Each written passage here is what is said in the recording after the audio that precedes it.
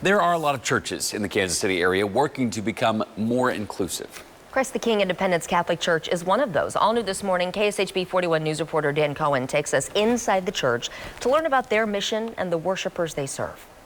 I get at least an email a week from people saying, where have you been? We've been waiting for you for years. A new priest leading a new flock. Father Taylor Tracy is the pastor at Christ the King Independent Catholic Church in Kansas City. An extreme need I notice for people that come from a more diverse background. This is a flock, he says, eager to deepen their Catholic faith in an inclusive space. I think a lot of people have felt ostracized in one way or another, and so this is a great opportunity for them to come and be a part of a community where they don't have to worry about their sexual orientation or their marital status. The independent Catholic movement spans the United States, and its newest church just moved to the corner of West Penway and Jefferson.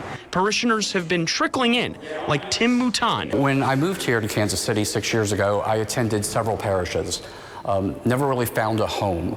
And when this popped up on Facebook and I started attending and coming on a regular basis, I found my home. And more joined, like Jesse Ibarra III. Faith has played an incredible role in my journey, and for me, it's an integral part of my sobriety journey. A journey that has not been smooth. Multiple DUIs, a prison term. That was more than a decade ago, and Ibarra says he's sober and centered by his faith. I'm doing well. Every day is an experience, and you are given an opportunity at change. The Catholic Church and the foundation that it provides allows for that growth.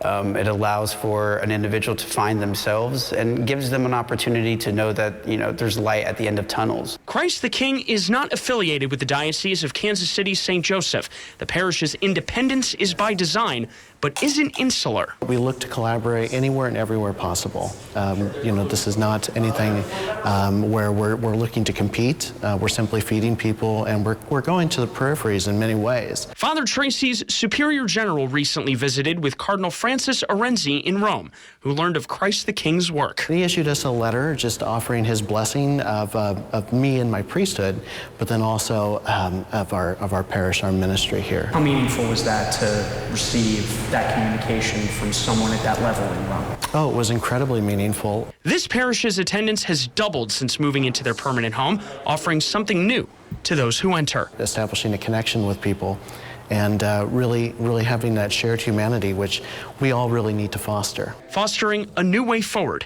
grounded in Catholic tradition. People crave community, and they also want to be a part of something bigger than themselves. The independent Catholic movement spans many parishes and regions, and this goes back decades to some advocating for LGBTQ inclusion. Today's churches focus on various issues like social justice and bringing in more female clergy. Taylor and Lindsay.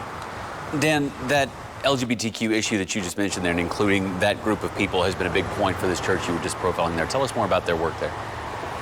Yeah, that's been a major part of their community work, going out into the community and letting LGBTQ members of their community know that they are welcome in this church. And that really manifested itself when Christ the King marched in the Kansas City Pride Parade back in August. I talked to Father Tracy about that, and he said people were coming up to him with tears in their eyes, thanking the church for being there. So that work with the LGBTQ community is ongoing as we speak. Wow.